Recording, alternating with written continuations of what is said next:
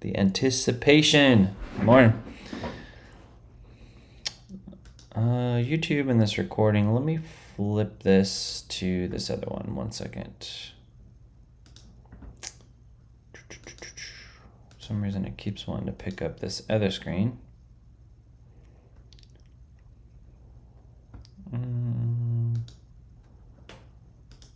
There we go. All right. So we'll go ahead and get started, guys. First off, I just want to start out here, botjock.com. If you guys want to follow along, you can go there. You can create a free account, no credit card needed, just to kind of follow along with the news and stuff that we're going to go through.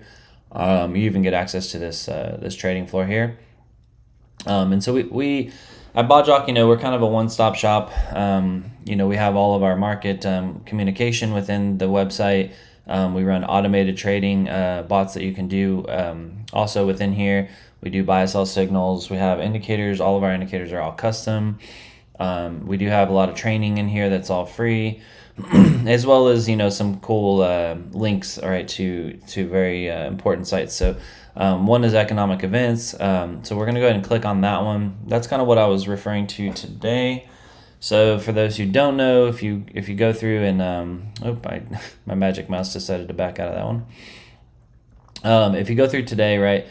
So we had a lot of holidays, around the world. Yesterday we had a little bit of volatility, right? Obviously, we had a ton of news that come through. There was some, fear in the markets with the banks going on. A lot of stuff going on, guys. You got so much people trying to tell you we're going to the moon. So many people telling you the economy is not good. You got, the other half lying, trying to say that the economy is good. And, it's great for traders like us, right? Because we love the volatility. That's what we live for. So, we'll talk about yesterday and kind of how that played out. And Wednesday, if you look here, right, the kind of key focuses is going to be around 10 a.m. and 10:30, right? So you got the PMI here, the crude oil inventories. These two are going to impact the market pretty good to kind of set it up. And then, obviously at 2 o'clock we have the interest rate decision and the statement. So it's kind of a two-part thing, right, on this one, because a lot of times you have the decision that will move the market like crazy. And the decision may, let's say the price is usually kind of built into the market. So it's not as much what comes out on the decision as it is what is said. And so when you're watching these key statements, you want to always be careful and just kind of keep an eye out for keywords such as, going better than expected, or we anticipate slowing, interest rate hikes, or anything that would insinuate that they may slow the hikes down, right? If that happens, the market's going to go crazy. However, with inflation slowly coming down, things kind of looking a little bit better somewhat, the way that they've band-aided things, there may be some calls that he comes out and says, although things are coming down, it's not enough, right? Those negative words can send the market in a tizzy down, right? So this is what usually causes us to do this crazy up, crazy down. Those of you guys know who follow me or you're in the community, you guys know the market makers have to balance liquidity. So the way that they balance this liquidity is they have to hunt stop losses during these events. So typically people are afraid of these events. So they either don't trade or they trade and they set tight stop losses. So if you have a price action here and you have half the team thinks we're going long, half the team thinks we're going short, and the previous high is here, previous low is here, where do you think they're going to set the stop losses? They're going to set the guys going long here, the guys going short here. They're keeping them tight, right? In one or two moves, really, the market makers will shoot it up, wipe those, and shoot it down and wipe those like that. And it happens so fast unless you have your take profit set, right? You can't close it quick enough, right? And so it really, it makes it to where, many of you guys, even some guys, in the room, we talk about it. You're like, oh man, like I called it, I did great, but it hit my stop loss. I mean, that's what they do. That's their job, right? The market makers, the bots, the stock market's heavy with bots, right? The bot's sole goal is to try to, for the hedge funds, is to try to hit those stop losses. They want to take that, right? So my suggestion in the room, and I tell you guys here watching, trade today. Don't be afraid of today, but give yourself a little bit of room on those stop losses, right? If you're going to do it, and keep your volume and leverage low. Me, when I trade these days today, unless I see something super apparent, I'm going to keep my volume in a way that I don't care where it goes. I know I can work my way out through TA, right? And so I set my take profits, not my stop loss necessarily. And I will play sometimes both ways. I've actually done a few news events where about an hour before the news event, I will take my long, take my short, both ways, hedge it, right?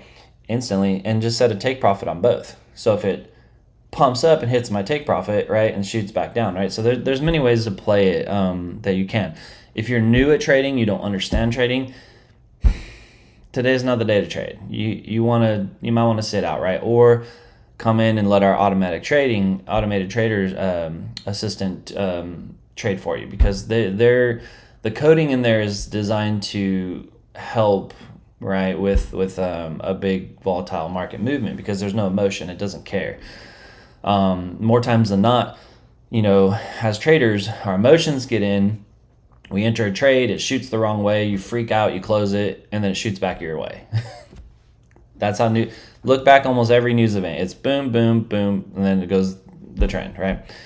So just be safe out there. It's like a 94% chance they're going to raise the rates. So the markets, I guarantee you, already got that built in. It's not like it's going to shock the markets. If anything, it's going to be what he says afterwards that will make that decision.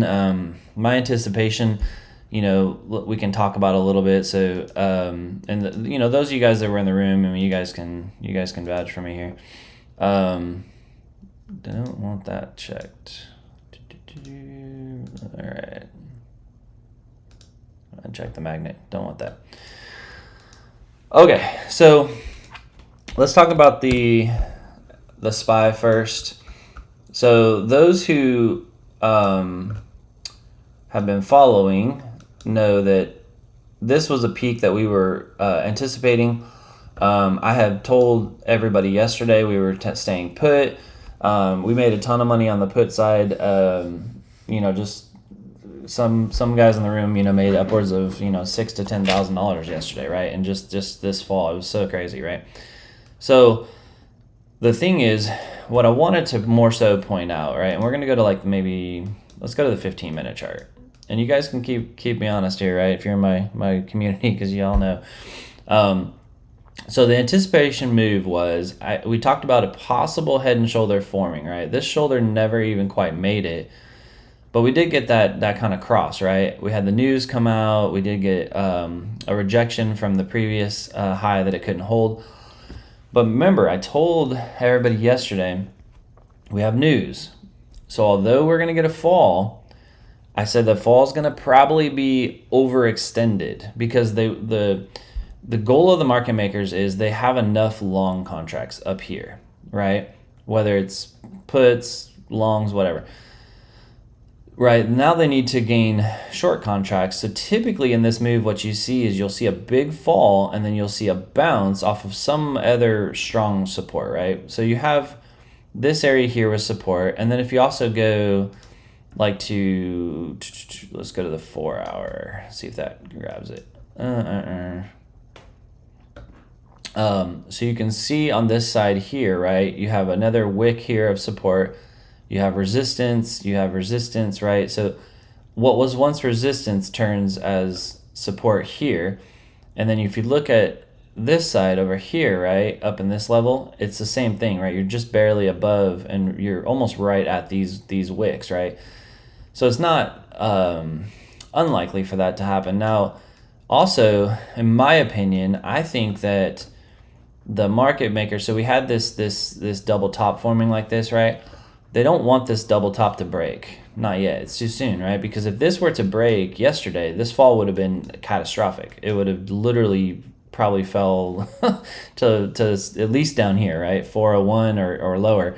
And so, they're going to typically try to hold that up a little bit longer for these meetings, and then also, if you look here, on the 1 hour, right, we also bounced directly on the 1 hour 200 EMA. So this is when in our room, when we were holding our community call, we had said, hey guys, like kill your shorts, like flip call, because we're going to get a bounce. And we did, right? Perfect bounce right off that 100. Now, what we have here is, think about it. They have put contracts locked here. They have call contracts locked here.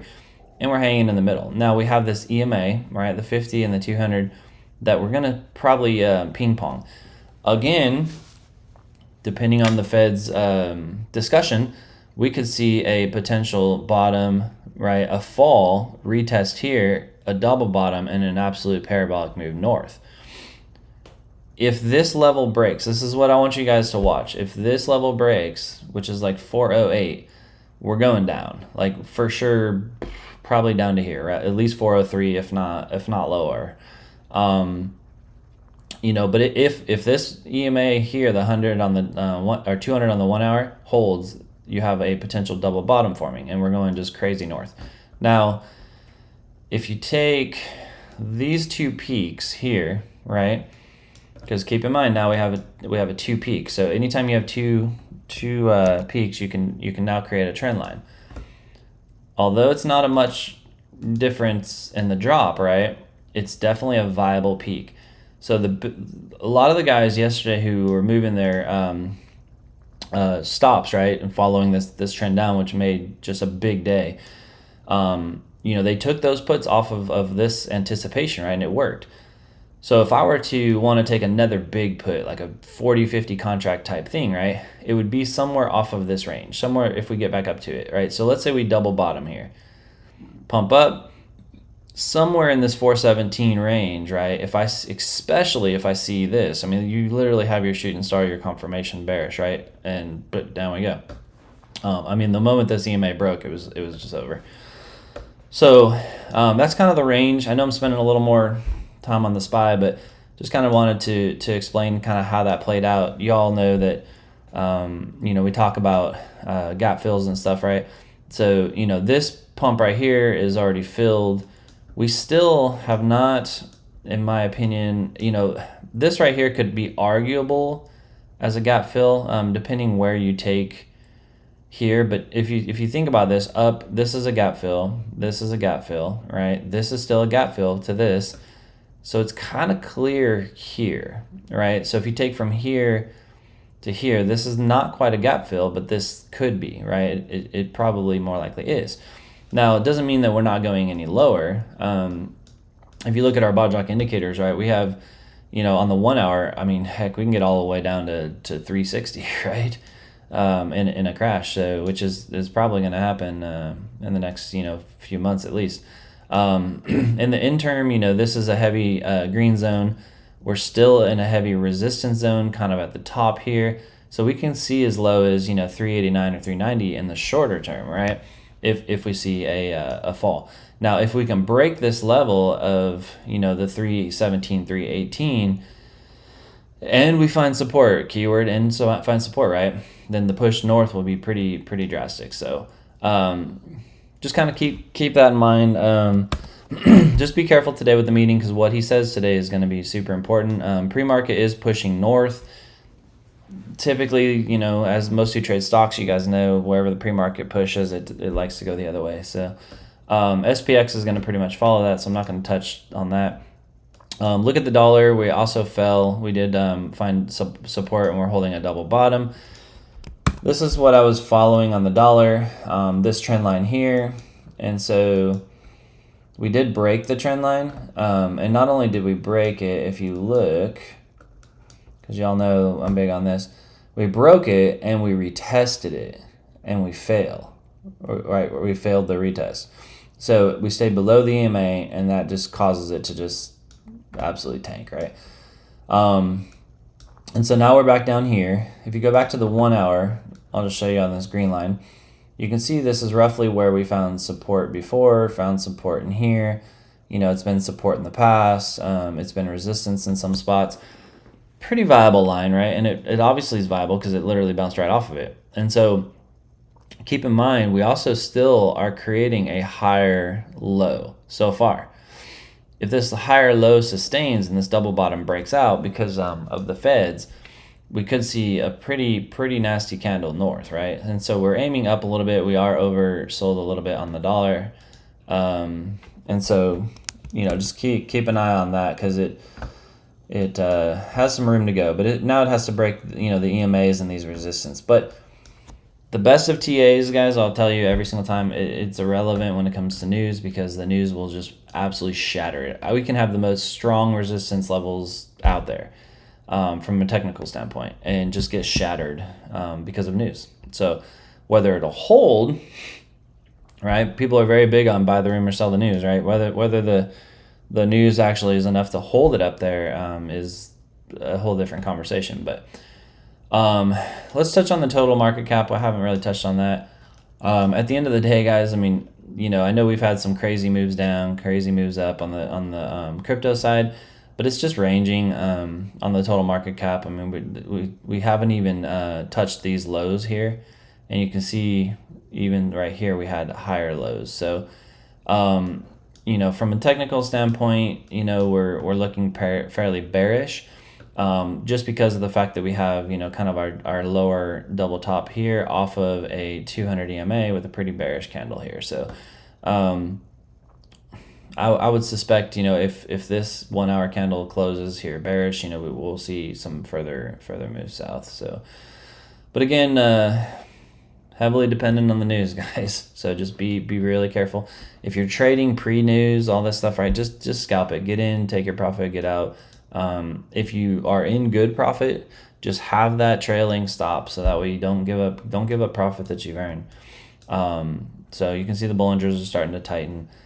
Bitcoin, you know, you can see here we just got a nice little fall.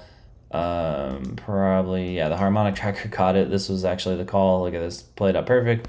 TP4.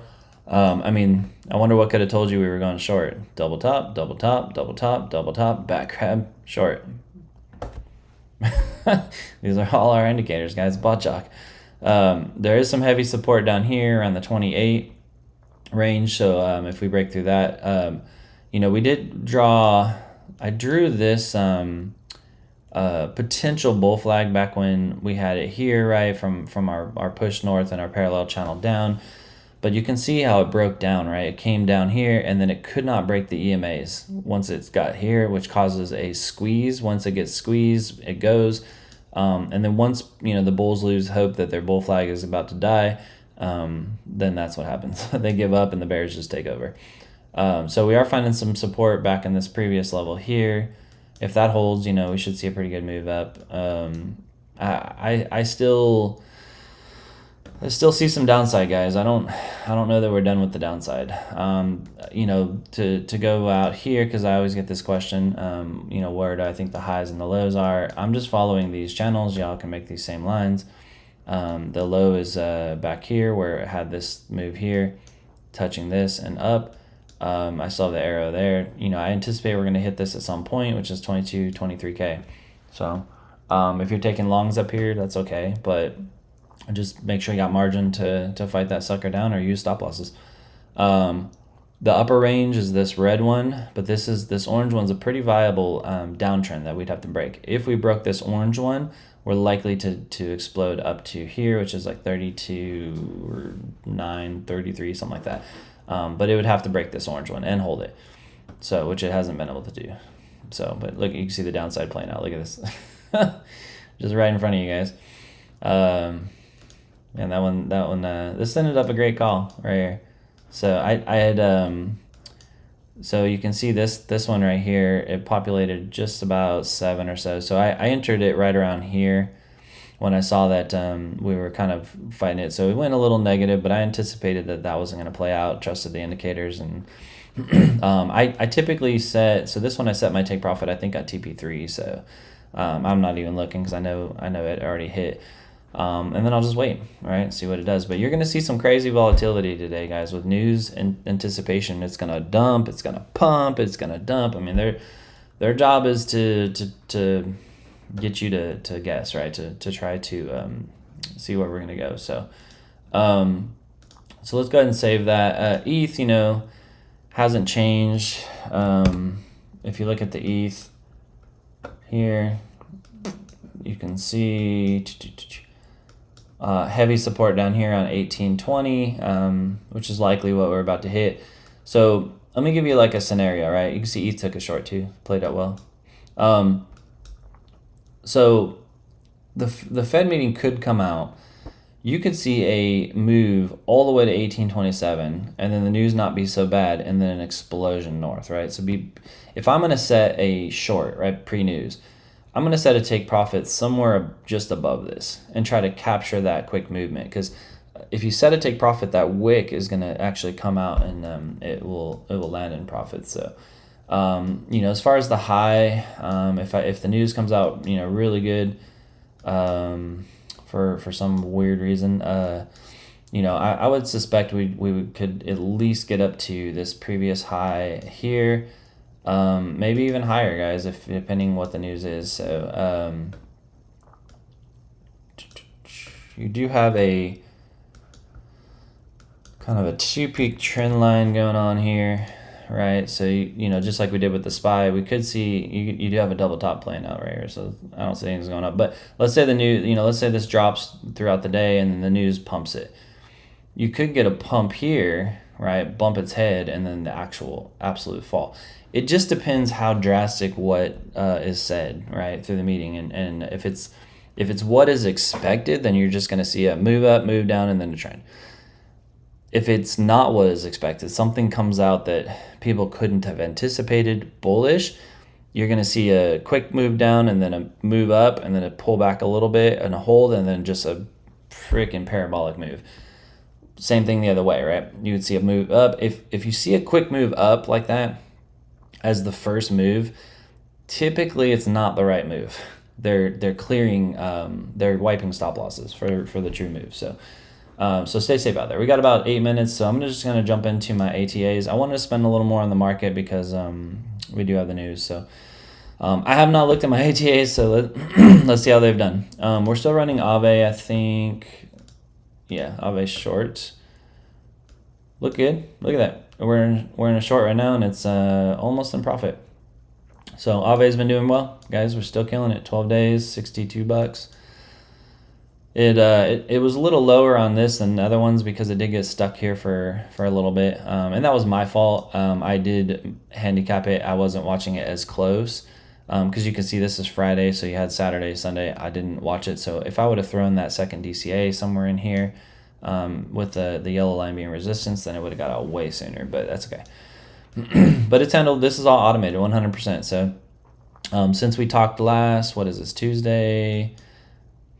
Yeah, it was stuck in this one, so it did get out of that. Took another short, DCA, got out. Took another short, got out. Took another short, got out. And it's in another short that is in, oh man, almost in profit. Look at this. Yeah, if this candle closes, we might be able to see this real time. Let's give it 30 seconds, guys. Let's see if this closes real time. So you can see it's in a short. So the ATA basically, if this candle closes below this green line, it is a lock. It is 100% guaranteed win.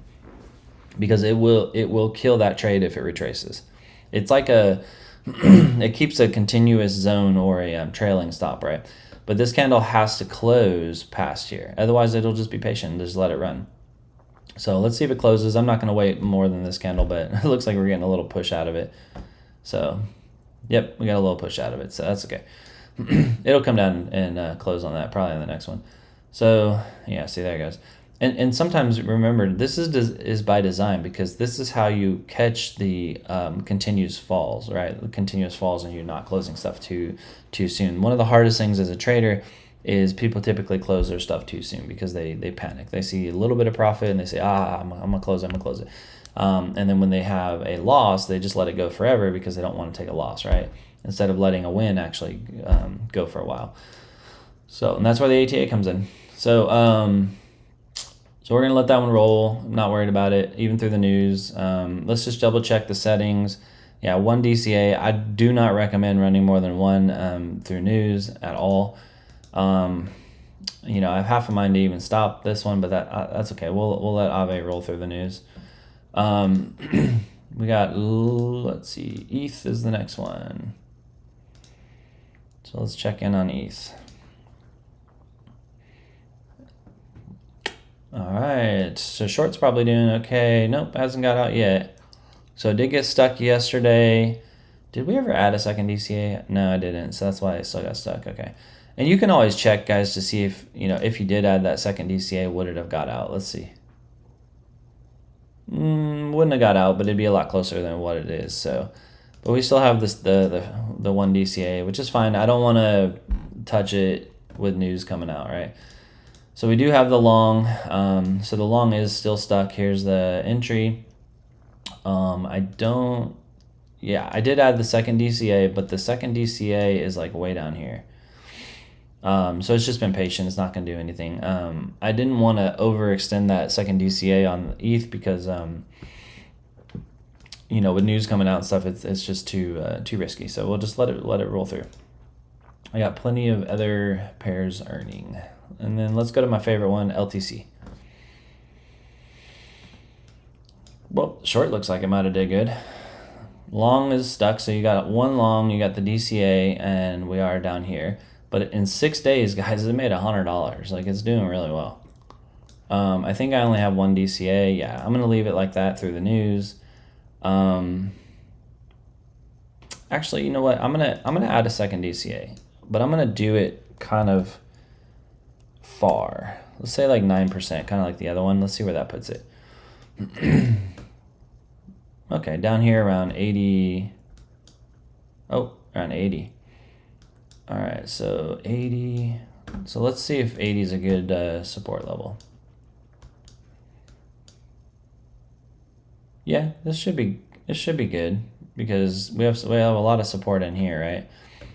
Yeah, I think we're good. So we'll do that. And the reason why I'm going to do it with LTC is because we're already kind of getting lowish on LTC. So doing a second DCA, it might capture that.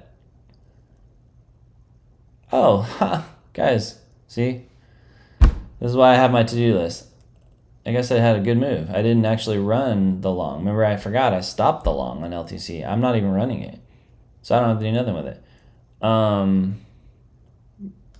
Question is, do we want to run it? Let's go ahead and let's run it, guys. Although I think we should. Let me think here. Yeah, let's because we are running shorts. So let's see how the short's doing. Oh look, it hasn't even taken profit yet. So it's in profit though. So short's doing really good, guys. So look at this, 247 in 13 days. Let's just so I can show you guys how to do it. Let's turn on. Man, I totally thought I was running it, y'all. Remind me. I forgot I turned that off, which so far was a good decision, I guess. I mean, it made some good trades that I could have had, right? But I wouldn't be stuck in this one. So if I want to turn it back on, all you have to do is open up your gear, and you're going to come down here. I'm only going to do 1 DCA. I don't want that second one if I don't have to. And I'm going to just modify this date. So 5/3, and time was 8:58. And that's going to move. It'll reset your clock here. It's going to move the yellow, right? So this is basically like the start of your session. So I'm starting fresh on it. So I'm going to hit save on that, and then I don't have an alert already, so all I have to do is come in here and click ATA Gambit LTC long. And let's let this run. Let's see what we can do, because we know ETH is kind of stuck both ways, right? So we'll see if because we are in a short in LTC, and LTC typically does very well. I'm okay with running a long because it could counter a potential movement from the Fed decision. So if we pump north, at least I'm going to capture that.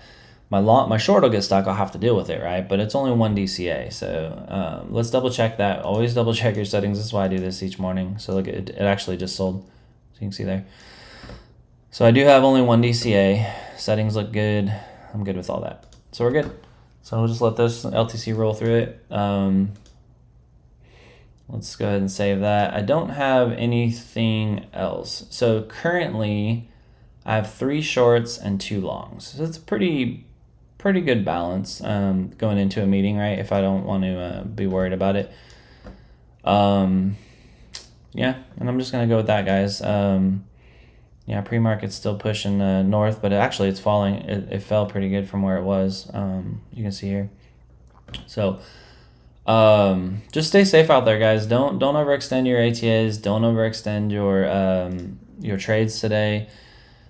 Take today as a learning experience if you are new. If you don't understand anything that I'm talking about, then you need to come here and go to our academy and sign up, because this talks about all of our basic fundamentals, trading terminology, how it all kind of comes together. It will make it where you can actually understand what we're even talking about, right? And we did have a course 8, which is how I use and determine to trade direction to maximize profits.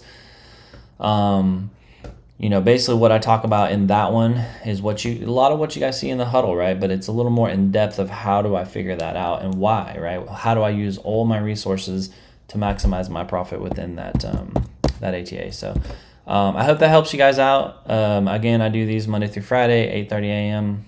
to 9 a.m. And then usually take a little break, and then I come back and we trade together. If y'all on TikTok or YouTube, you guys want to come in and trade with us, you guys can. All you gotta do is sign up at botjock.com. You can even sign up for free if you just want to check it out. And then you just come into the trading floor like here. Once you go into the trading floor, you will have the instructions here on how to join. So hope you guys join us. It's going to be an amazing day. I will have the room open trading as a community from 9:30 to about noon. I'll probably break for an hour to go get some lunch, maybe a sandwich or something. And then we'll open it up again at 1 and probably trade it till market close, just to kind of work through the news event and see what happens. So if you guys want to come hang out, come on in. I'm going to go ahead and